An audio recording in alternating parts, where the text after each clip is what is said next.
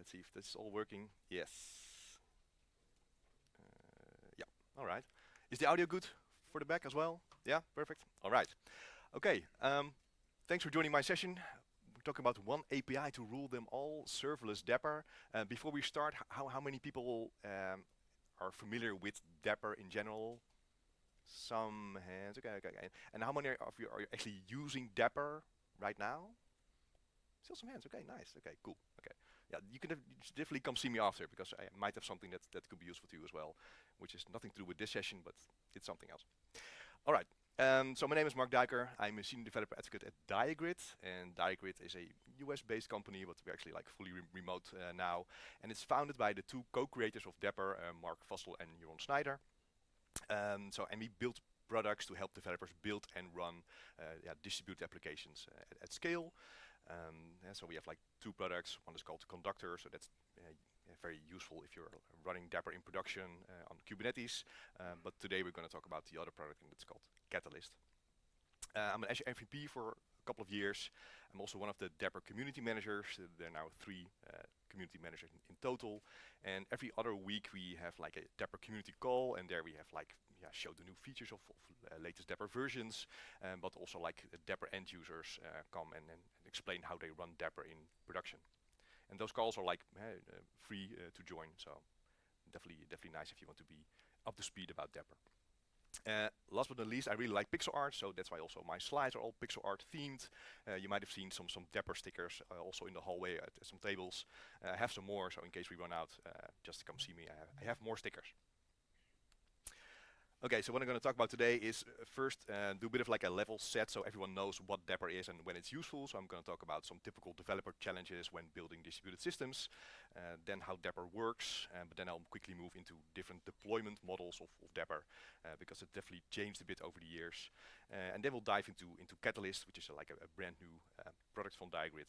And then I'll do like 2 demos, one short pops up demo and then one larger demo. So there will be quite some code samples here as well. So a lot of organizations are like building distributed applications, right, with many services, or it could be microservices. But regardless of what technology stack you use, there are always like typical developer challenges when you start building these kind of systems. So one of them is how do you do like distributed tracing, right? Because you want to know how is my request moving from service to service, also across message brokers. So in case you are like debugging or you want to find out more information what happens with your request. So distributed tracing is like a big thing that you need to know about.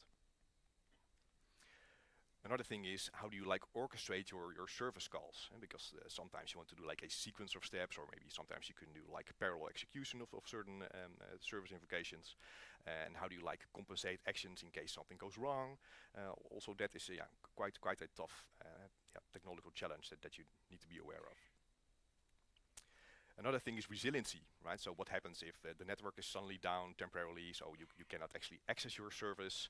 How you can configure retries and circuit breakers and so on. And not only to other services, but also could be like other resources, right? So maybe you can't temporarily connect to your message broker or to your state store. How do you handle these failures? And the last one is how do you actually deal with security and how do you regulate access between these services and resources, right? So maybe in this case your inventory service can only be called by the card service, and maybe the storage attached to the inventory can only accept requests from that inventory service. So how do you deal with that in a consistent way? Well, for all these things, if you're in that situation, Dapr, the distributed application runtime, is a good solution to use. Because Dapr has like built-in security and resiliency and observability. Well, how does this work? Here you see some Dapr logos next to these services. So Dapr runs in a separate process next to your service. So Dapr is not a framework that you add to your own code base. No, Dapr runs next to your service. And all of the communication that happens between all your services and message brokers and other resources happens through this Dapr process.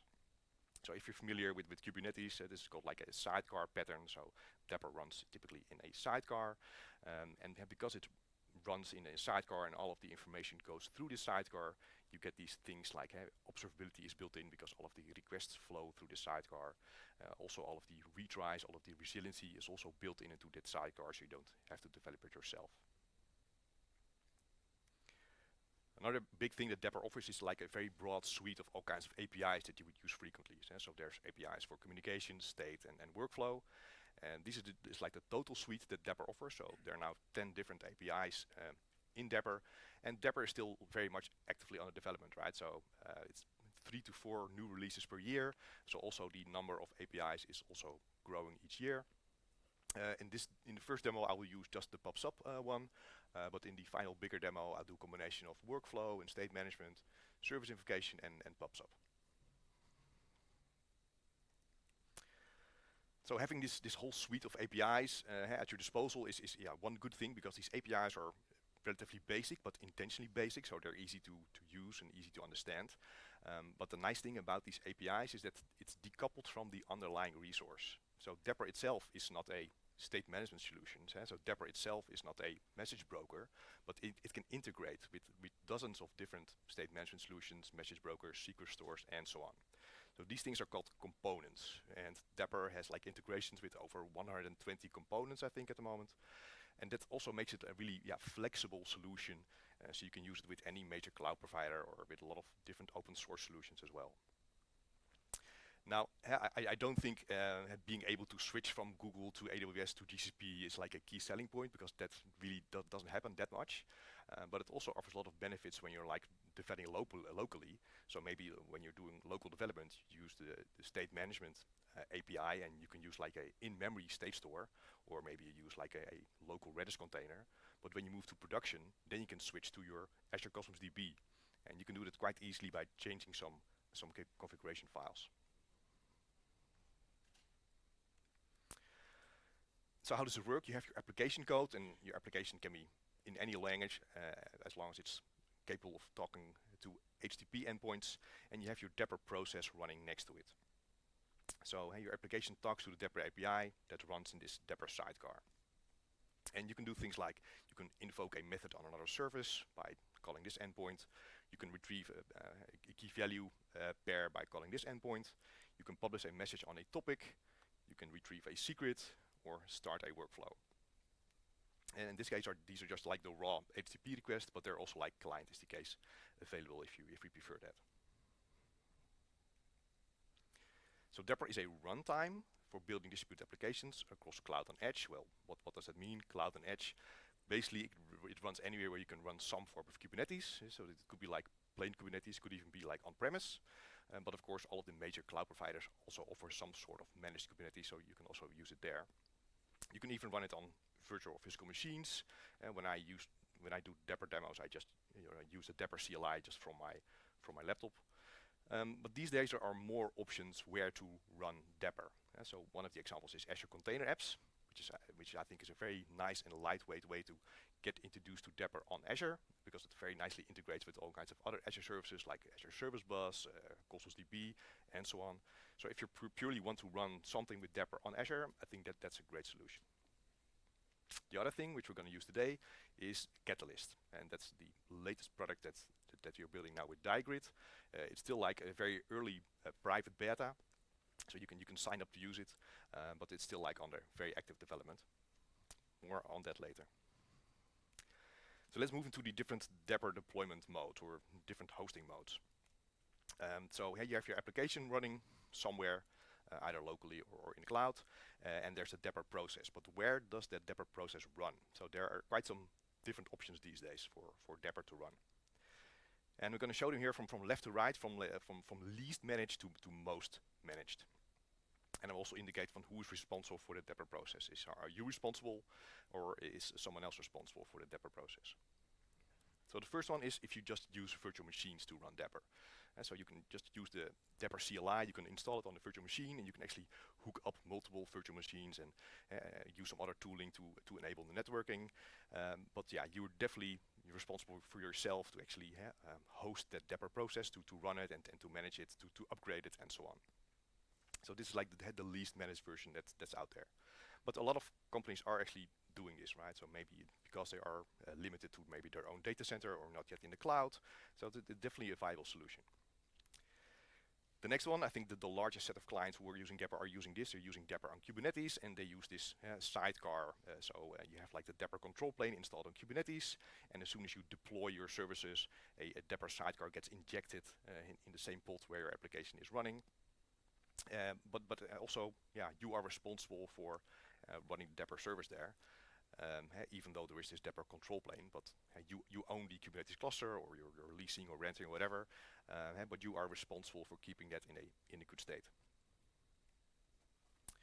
The next option is still on Kubernetes, but it's using something called Dapr Shared, and this is like a very new project. It's in the Dapr organization on GitHub. So if you Google like Dapr Shared on GitHub, you'll end up at this repository. But this doesn't use sidecars, but this uses a Kubernetes daemon set or a Kubernetes deployment to host the Dapr process. And then different services can access that same daemon set or deployment to actually access the Dapr process. So if you're worried about maybe some kind of a large consumption usage of your Dapr sidecar, right? Because if you're running like thousands of services, that also means you're running thousands of Dapr sidecars. So if you think that that's an issue, you might want to look into this Dapr Shared thing. It's really brand new. I haven't touched it myself yet. But yeah, definitely have a look at this. Then the other two is really quite different. So this is like serverless containers. So this is what Azure is offering with container apps, and this is like the first version of where you're no longer responsible for the Dapr process, right? Because Azure Container Apps is hosting, running that Dapr process for you. You just bring your own container workloads to container apps, and you can use some of the Dapr APIs that Azure Container Apps is hosting for you. So I think this is a good solution, but it is still mostly limited, of course, to Azure because it's Azure Container Apps. But it does offer like a very good integration with all kinds of other Azure services, which you can really easily configure within Container Apps. Now, the most recent one, which I call really like a serverless option, is with Catalyst, because Catalyst is basically like Dapr as a service. So we host the Dapr sidecar, the Dapr process. We just give you an API endpoint and an API token, and you can really use the Dapr APIs from literally anywhere. Okay, so let's have a look at Diagrid Catalyst now. I just took a screenshot of our website. The marketing slogan is Unified APIs for Messaging, Data and Workflow, powered by open source Dapr. So if you look at the diagram on the right, oh, sorry, there's a microphone. Oh, is it still on? Yeah. So you can run your code as with normal Dapr open source, right? You can run it from anywhere, use any language as you want, as long as you can talk either with HTTP or gRPC endpoints. But then on our side, on the Diagrid Catalyst side, we host the Dapr process part. And at the moment, we offer 5 different Dapr APIs. So we don't offer all 10 APIs just yet. But we have like the service invocation, that's the request reply one. There's the pops up API. We offer the workflow one, which is actually still in beta, right? So it's a beta API from Dapr, but you can already use it with Catalyst. Then we do the key value store, that's a state management API, and there's the bindings one. And because it's all based on Dapr, you also benefit from all of the built-in observability, built-in secret security, and the built-in resiliency. The other thing that we offer is we offer some built-in services. So you can still bring your own message broker, you can bring your own key value store, all of your own bindings that you want. So you can still be as flexible as you want as with regular Dapr open source. But we also offer like a managed message broker and also a managed solution for key value store. And that's also the 2 services I'll be using in the demo later. So I think it's best described if you just do some demos, you can actually see it working. So I'll start with like a basic pops up demo, and also just for some level setting, we'll show you first what is pops up messaging.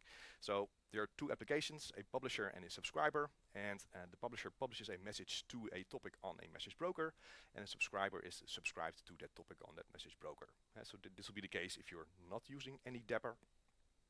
In case we are using Dapr, then the publisher is using the Dapr API to actually send a message to the Dapr process, and then the Dapr process is communicating with the message broker and putting a message on the topic, and then the Dapr process on the subscriber side is actually subscribed to that topic that will receive the message, and that Dapr process will actually post a message to an endpoint on the subscriber side.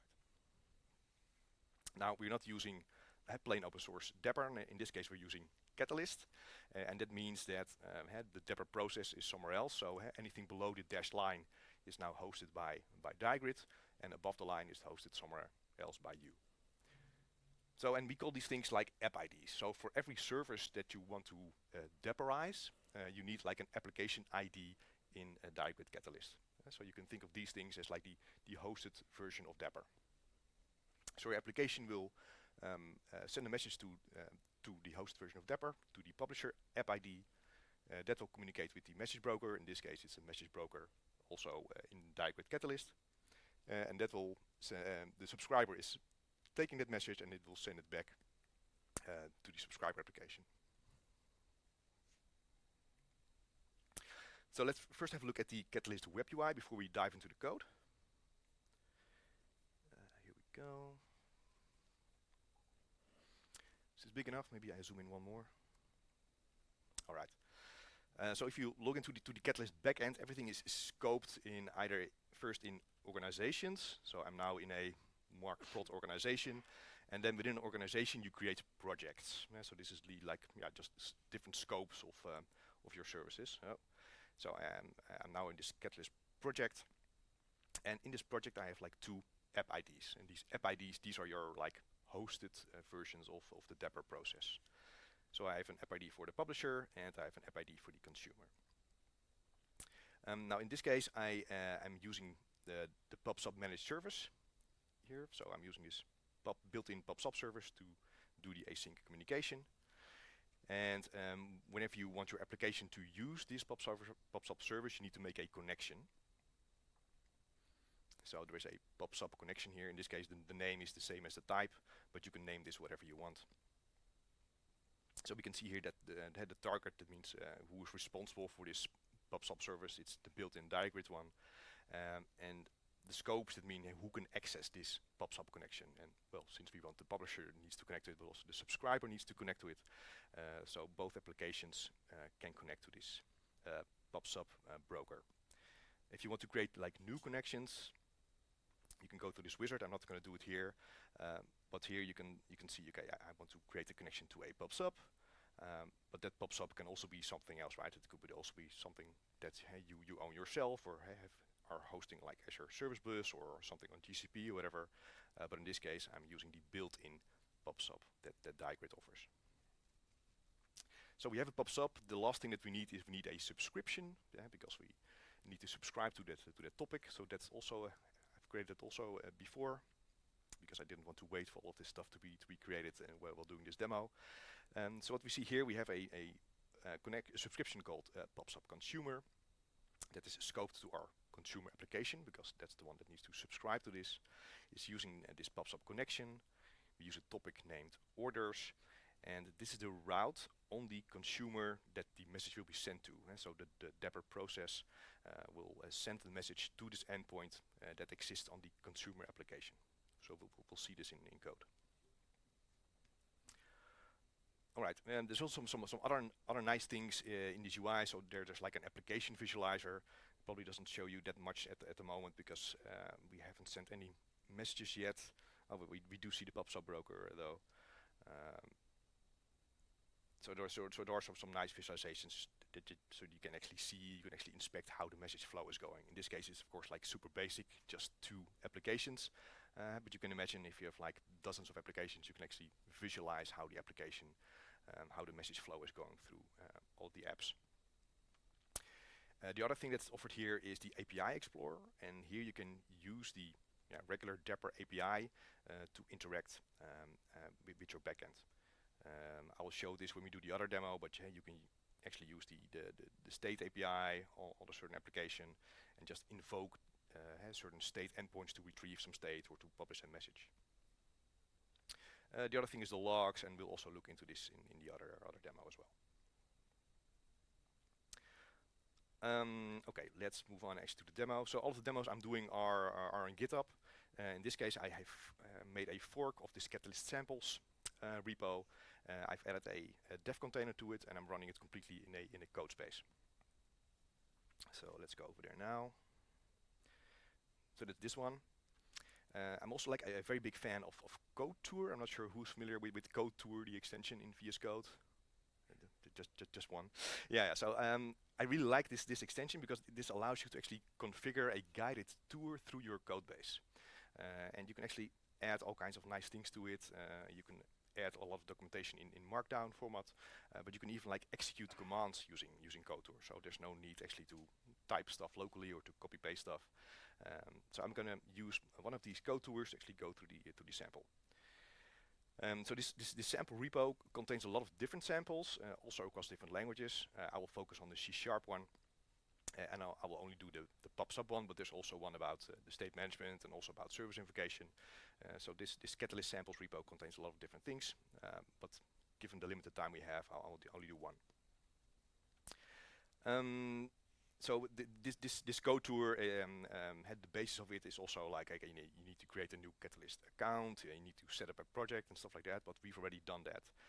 So I won't go through all of the steps. I'll just highlight some points. I will minimize this for a moment. Okay, so we're using a .NET application, so it's an ASP.NET application based on .NET 8. And we are using the Dapr client here. There's actually, in this case, you actually only need this Dapr ASP.NET Core because that's actually dependent on this one. But we're using the open source Dapr client SDK for all of the Dapr APIs. Okay, so this is the program file. So it's a minimum API sample. This program file contains, we are actually retrieving some environment variables. The only thing we are going to use is this pub/sub name because that contains the name of the connection that we're using. The other environment variables are for the other samples. And what we're actually going to do is we're going to reuse one application to be both the publisher and the subscriber. So the demo that we'll be running will run two instances of the same application. So in the publisher instance of this application, we will execute this endpoint, pub/sub orders, and that accepts an order, and then we'll use the Dapr client, and we do publish event async, right? So we're using the Dapr SDK to publish a message to this connection or to a component. So a connection in Catalyst is the same as a component in Dapr. We are publishing to an orders topic, and this is the payload. And we do a bit of logging information, and we give back a 200 OK. So that's the responsibility of the publisher, and then the same application is used as the consumer, and then the consumer is actually doing this. So whenever the consumer receives a message from the Dapr process, it will call this endpoint, pub/sub new orders, and that will again just log some information and give back an OK and also give back the order. Okay, so it's a very basic application. Not much going on there. Then the rest of the steps are just instructions how to create all of the resources in Catalyst. Right. So first you need to log in. Where are we?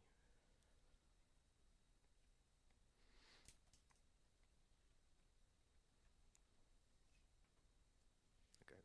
Uh-oh. Okay. So that's the downside of using code spaces, right? You do need like a good internet connection.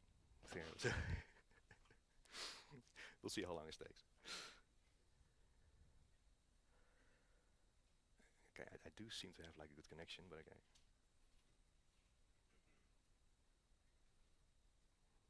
Okay, let's see it. Let's hope. I hope it will quickly reconnect on the backend side. I do have this locally as well, though. Okay, fingers crossed. Oh. Okay, it's back.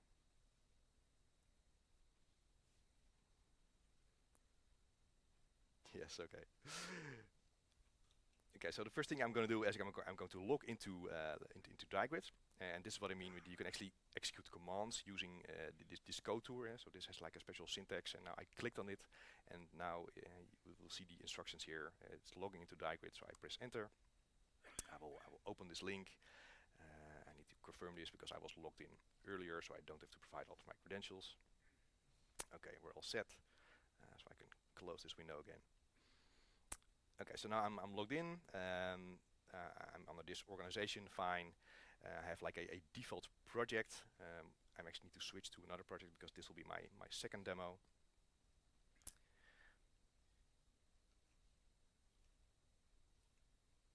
There's definitely something weird going on with CodeTour, but okay.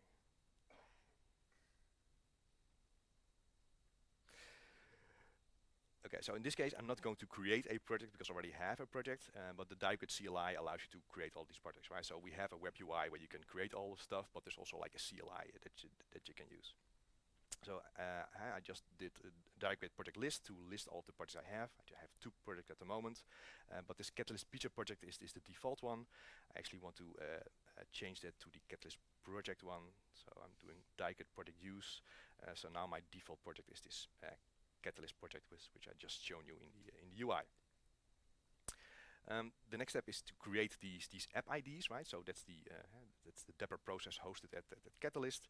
So you do like a Diagrid app ID create for the publisher and the consumer. I also did that, so let's just list them here.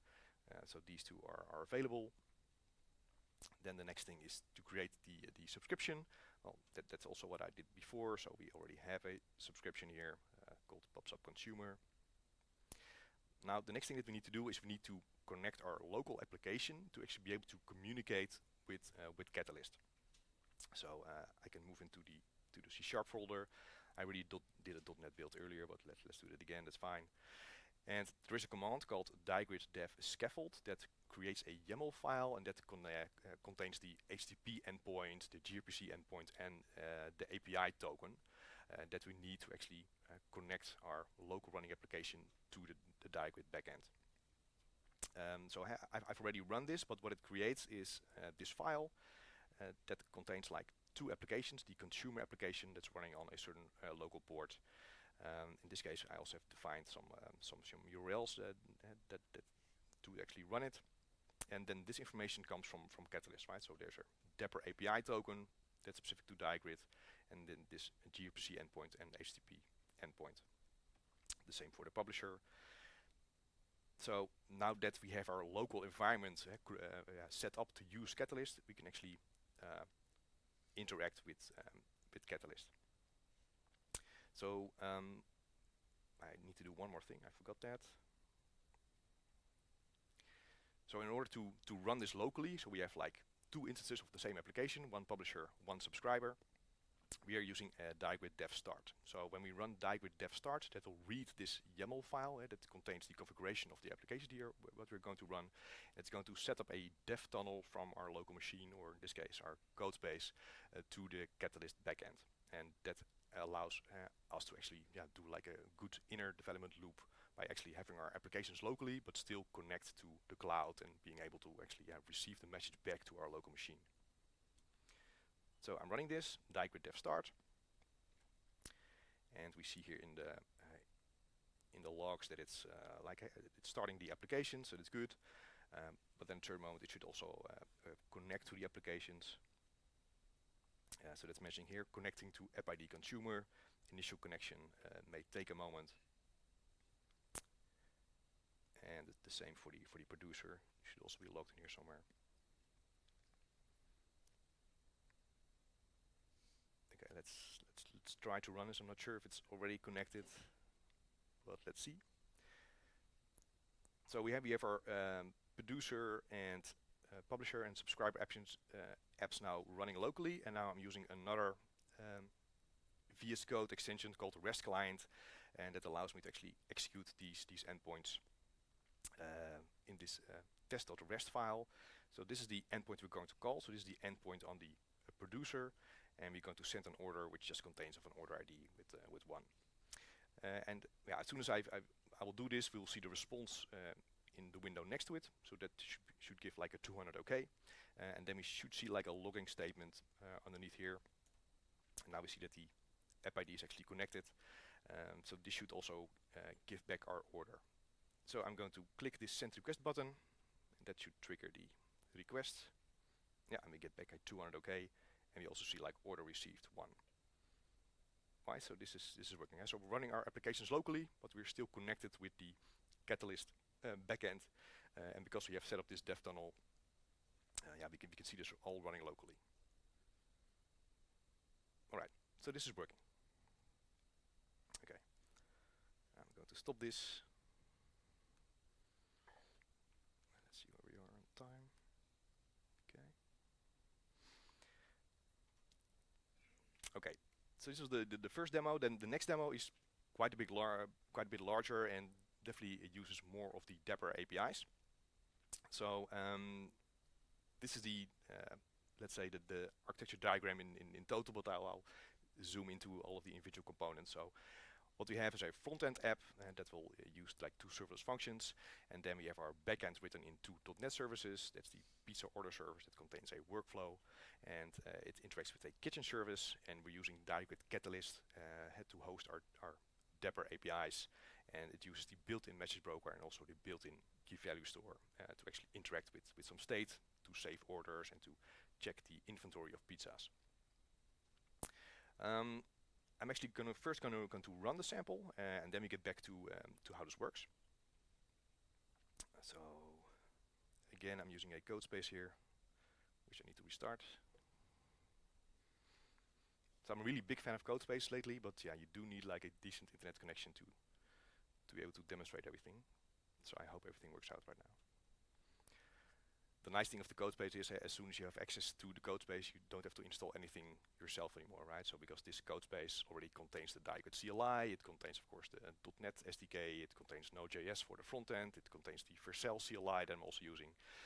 So it's yeah, if you just want to try something out, I think it's a nice way to actually test something. But on conference Wi-Fi, it might not be the best solution.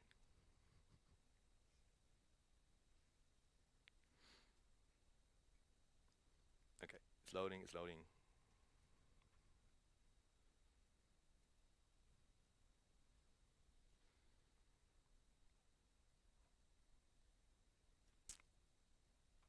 Okay, I should just maybe do this locally.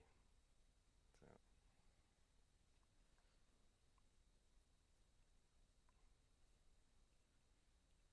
Okay, I have the same solution locally, so let's use that right now.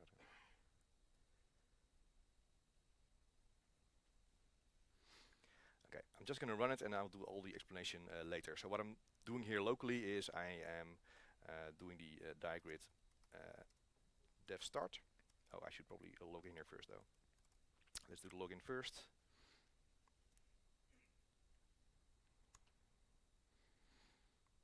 Yeah. Oh no.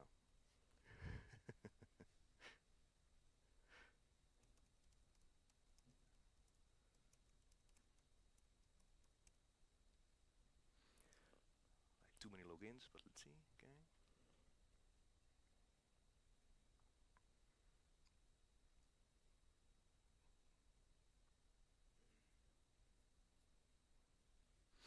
Okay, now it's there. So now I can actually start the local stuff here. So this will start my 2 backend services in .NET, and it will also create a connection with the Diagrid backend. And since I'm using Vercel for the front end part, I am also using the Vercel CLI. Vercel.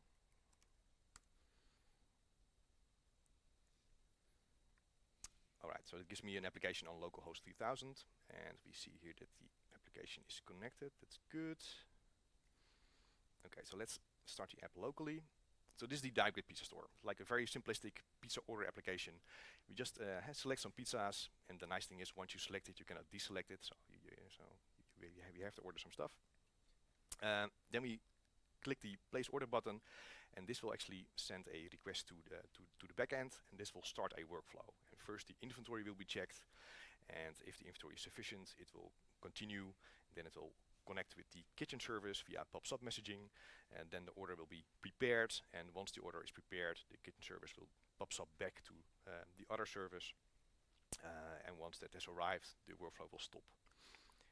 And yeah, there were some issues with pop-upping back, and I think that's also happening now. So we're actually not receiving the final message. So now this workflow seems to be stuck, unfortunately. But let's just continue with this. Okay, I'm stopping this. All right. Okay, so let's first explain this. So we have our front end in Vue, and like I said, I'm using Vercel CLI to get everything up and running locally and also for deployment, but this could also be running in Azure Static Web Apps, right? What happens if you click that place order button, then first a JavaScript function is called to communicate with another backend service for real-time communication. In this case, I'm using Ably real-time to set up a WebSocket connection, and that real-time servers will receive information from our backend, and that will push it forward to my front end. I'm using Ably because I used to work for them a while ago, so I'm familiar with the service. But if you want something to use on Azure, Azure Web Apps would be like a good alternative for this. So as soon as we have this token to set up this connection, there's like a WebSocket connection between the Ably service and our front end. And once we have that, the place order JavaScript function is called, and this will like create an order based on the pizzas we've selected, and it will send an HTTP request to our pizza order service. Now this will start a workflow, and after each step in the workflow, we'll send a notification to the Ably real-time service, and that will forward that message via WebSocket to our website. So that's why we see all these new updates appearing on the website. The other .NET service that's running is the kitchen service, and the way we communicate between these two is via a message broker. So both of the .NET services have an app ID running in Catalyst, which is the Dapr process, and the communication is done via a message broker. So at a certain step in our workflow, we publish a message, and the kitchen service app ID is subscribed to the topic, and that will trigger an endpoint on our kitchen service. The kitchen service does a few things, and then it will pops up back to the pizza order service, and then our process is complete. We're also using the built-in key value store to save the orders and to update the pizza inventory as well. So now there's a workflow, a Dapr workflow running in the pizza order service, and this is just the steps in that workflow. So as soon as the workflow starts, we save the order in the key value store. We check the pizza inventory in the key value store. If the inventory is not sufficient, we have another activity, and that will actually make a service invocation to another service that will update the inventory. If the inventory is sufficient, or we have executed that inventory update, then we have an activity to do the pub sub to the kitchen service, again using Dapr APIs. Then we instruct the workflow to wait until it gets an event back from the kitchen service. And this was the point that this was not working in the demo yet. But once we have received that message back from the kitchen service, then our workflow is done. All right. Going back to the demo, so now I'm using this locally. But again, I'm having a go-to here. Here we go. Okay, so I'm not going to do all the steps, but I'll definitely show you where it starts, some parts in the workflow, and where it then completes. So as soon as you click that place order button, at a certain moment, this place order JavaScript function is called. That will create the order that happens here. I'm using the Vue store that contains all of the pizza selection. So we have an order, and we call the store start. So this is a method in the Vue state store. And what's happening here is we create a real-time connection with Ably. So that happens here. And whenever you create a real-time client with Ably, you need to specify an authentication URL. And here is the first JavaScript function that we use, that's called getAblyToken. So that's being called. And once we have that, we have set up a working real-time client. Once we have that client set up, then we call the place order function, which actually communicates with the backend. So let's move to the backend part now.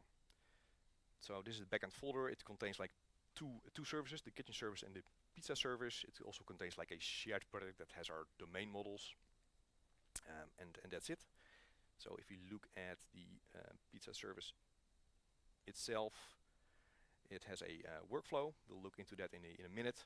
It has activities, which are the building blocks of that workflow. It also has like two controllers, one for the workflow, So we actually, the workflow is started from a method in this controller, and there's also an inventory controller that's used to actually retrieve the state from that key value store, and also to update the state. So it's an ASP.NET project based on .NET 8, and if you look at the dependencies here, we have a dependency of that real-time messaging component. We're using the Dapr client because we use the key value store API, the PubSub API, and the service invocation. It contains a Dapr workflow, so that's why you have a dependency of that, and these are just the regular ASP.NET dependencies.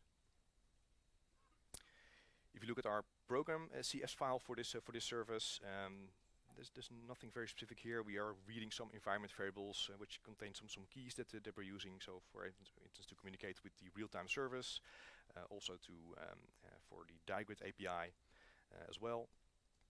Since we're using Dapr service invocation, I have like a named HTTP client here called Dapr endpoint, and that had configured an HTTP endpoint, which is our Catalyst endpoint. And we set the headers here. So here we can see we have a Dapr app ID, and this contains the application ID of the service that we are talking to. So this is the app ID of the service that we want to invoke. Here we configure how the Dapr client is used. Again, it uses the Diagrid API token and the Diagrid specific HTTP and gRPC endpoints. And if you're not familiar with Dapr workflow yet, if you are authoring, creating workflows, you need to register these workflows and all of the activities that it's using. Otherwise, Dapr does not recognize that your application contains a workflow definition. So if you have a look at the workflow controller, so this JavaScript function will make an HTTP request to this method, to the order received method, and that's using the Dapr workflow client to schedule a new workflow. And then you need to provide the name of the workflow, and you need to provide an instance ID. Well, that's actually optional, but in this case I'm using the order ID as the instance ID for this workflow. And then you provide the order payload. So this is the workflow itself. So again, if you're not familiar with Dapr workflow, it uses some base types. In this case, you need to override or inherit from this workflow type, specify an input and output. And then you need to override the run async method, and this contains like the body of your workflow. So here we can see that different activities are called. So first I update the order with a new status. I'm using records, so that's why I'm using like order with to create a new immutable instance of this order ID. And you'll see a lot of usages of the notify activity, and that's the activity that communicates with the AB real-time service to send updates to the website. So there's nothing very much happening in this notify activity thing here. So here is the body of it. We create a channel name to communicate over. In this case, the channel name also contains the order ID. So as a website user, you only see updates of your own order. We retrieve that channel, and then we do a publish async to that connection. Then after the notification, we will save the order. I will also zoom into that activity. So this save order activity uses like a helper class called state management, and we just execute the save order async method on that state management class. And that state management class is actually a wrapper around the Dapr client and the state management API there. So this contains methods to actually retrieve all of the pizzas from the inventory, to save all the pizzas, but also to save an order.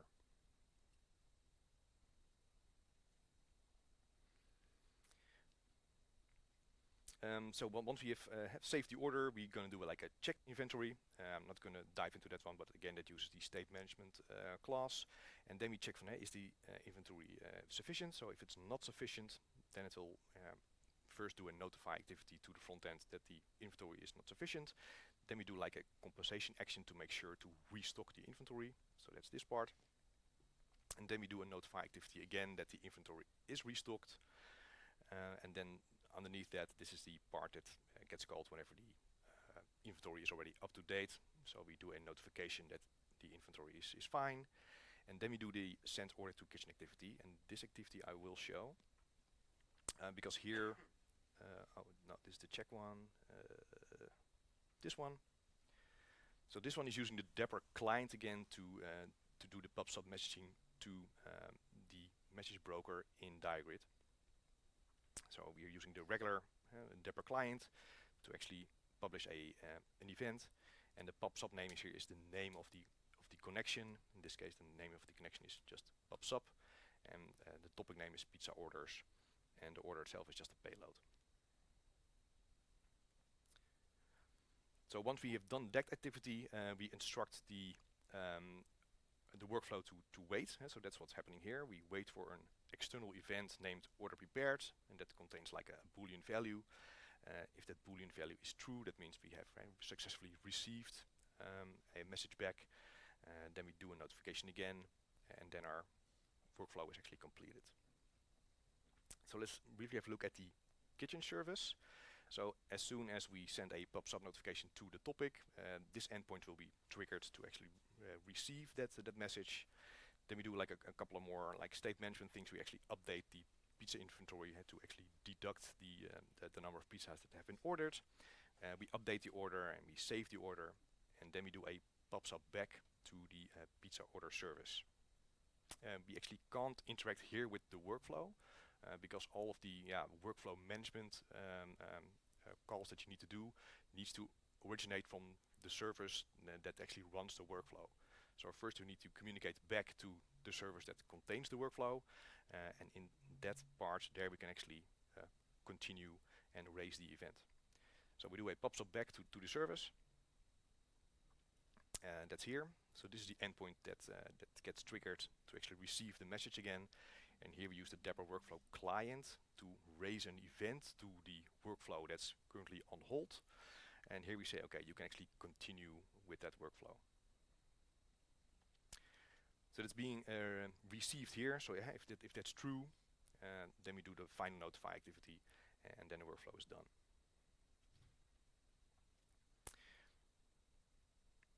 Alright, so the whole Diagrid setup is described here as well, because again, you need to create a project in Diagrid, you need to create these application IDs, you need to create, of course, like a subscription again, and so on.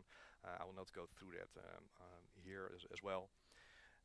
And the thing you need to create again is this scaffolding file that contains the definition of your application, that contains all of the tokens that you're using. So in this case, it's this file that's being run. So when you do like Diagrid dev start, this information is being used. Okay, so let's try to run it again and see if the final part is using now, because it's a bit frustrating that it wasn't working. So I'm doing Diagrid dev start. That will start my applications locally again. It will communicate with the Catalyst backend. Okay, it's starting stuff locally. The website was already running. I'm just checking. Okay, so we see that the app ID kitchen service is connected and the app ID pizza order service is connected. So both locally running applications should be connected with the Dapr process on the Catalyst side. So this is a good sign. Let's move back. Yeah, so this is my locally running application. So let's actually refresh this, because last time it got stuck, but let's hope now it will actually work. So we're placing the order again. We are communicating with the pizza order service that will start the workflow. So that's definitely working here. It's checking the inventory. The inventory is still sufficient. Now we're doing a pub sub to the kitchen service, and hopefully now we'll get a message back. But it's already taking too long, so I don't think that's working at the moment. No. Okay, fine. Okay, just to show you some stuff on the Catalyst side. So I'll switch now to the pizza project, and here we then see our application ID. So we have an application ID for the pizza order service and for the kitchen service. But I'm going to use the API Explorer now to interact with the built-in key value store here. So I'll use the state API for the pizza order service, and then I will retrieve the state of the order that's saved here. So I'll do a get, and this is still an old one, so I need to get a new version of this.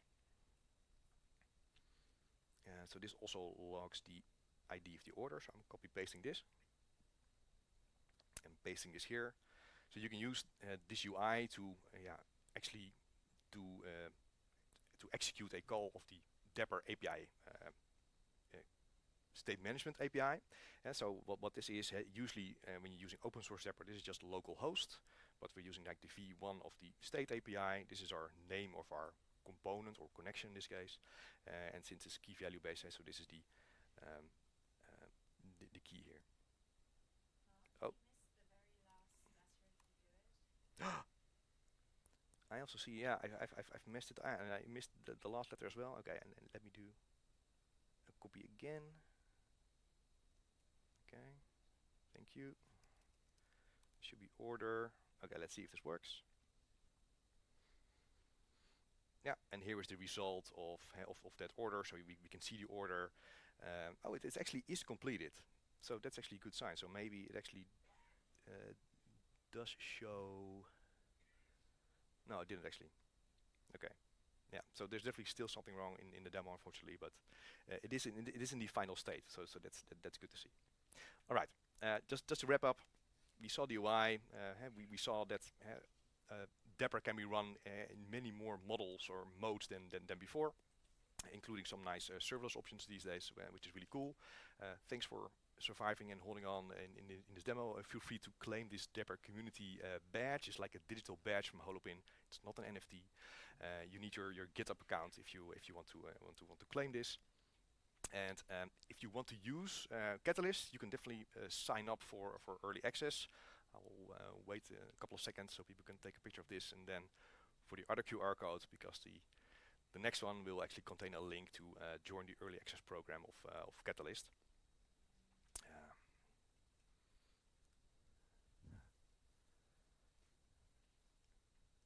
Yeah, all right, so this is the one. If you want to try Catalyst, yeah, you're very welcome to try it out. It's still very early on, right? So as you can see, not all the things were working just yet, but yeah, it's already a very cool step. I think it's very nice that the workflow is already supported, because that's actually still in beta. But yeah, feel free to test it out, right? It's still early, so in the end it will be like a commercial product, also with a free tier, but definitely now it's for free, because yeah, we're just like still actively developing, so we can really appreciate your feedback. Thanks everyone.